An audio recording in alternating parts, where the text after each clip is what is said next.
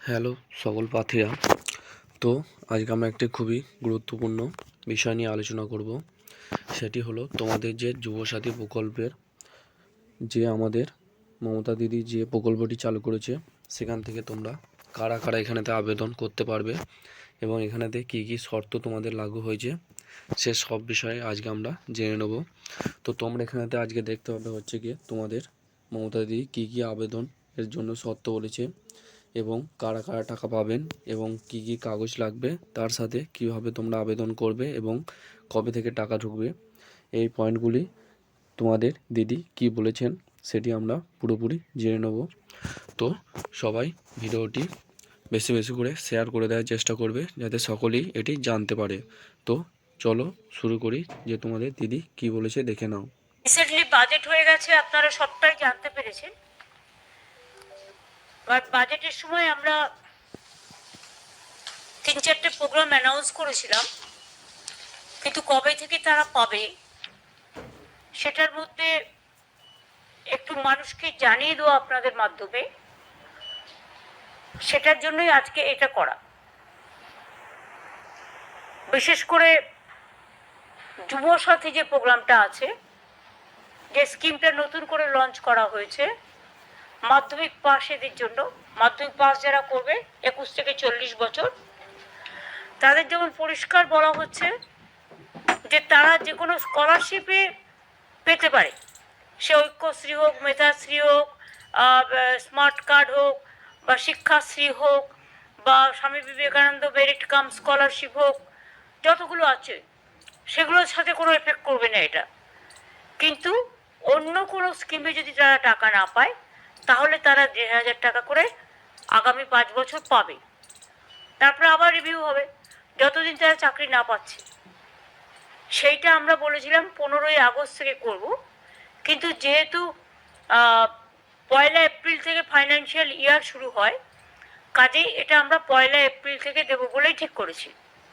কিন্তু তার আগে আমাকে তো অ্যাপ্লিকেশন জমা নিতে হবে। সেই জন্য আমরা যেটা প্ল্যান করেছি, সমস্ত ডিপার্টমেন্টের সেক্রেটারি আছে, সেক্রেটারি মনোজ পন্ত, অমিত মিত্র সহ, ফাইন্যান্স সেক্রেটারি সহ সবাই আছে, যেটা আমরা প্ল্যান করেছি যে আমরা কাগজে অ্যাডভার্টাইজমেন্ট করব এবং আমরা প্রত্যেকটা অ্যাসেম্বলি বয়েসে, যেহেতু এখন এসআইআর নিয়ে সবাই ব্যস্ত, সেই টিমকে তো তোলা যাবে না, কাজেই অ্যাসেম্বলি যাবে না, কাজেই অ্যাসেম্বলি ওয়াইজে 294টা কেন্দ্রে আমরা 294টা ক্যাম্প তৈরি করব। সেই ক্যাম্পে ওই দুয়ারে সরকারের মতো, সেই ক্যাম্পে বিশেষ করে একই ক্যাম্পে 3টে ডিপার্টমেন্ট থাকবে। একটা হচ্ছে ইউথ অ্যান্ড স্পোর্টস, যুব সাথীদের জন্য।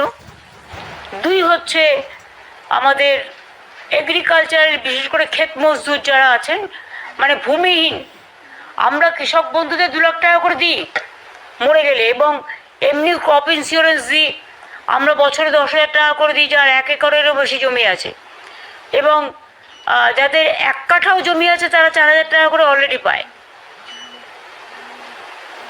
এবং বিশেষ করে 2টো স্কিম নেওয়া হয়েছে, যেটা হচ্ছে ক্ষেত মজদুরদের, ওই ক্যাম্পেসের নামটা লেখাতে হবে, ক্ষেত মজদুর মানে ভূমিহীন, যারা ভূমিহীন চাষি অথচ ভূমিতে চাষ করে, তাদের বছরে 2বার 2,000 টাকা করে দেওয়া হবে। যেটা এখানে 1 কাঠা জমিও যারা আছে তাকেও 4,000 টাকা দেওয়া হয় 2বারে, খরিফ মরশুম আর রবি মরশুমে।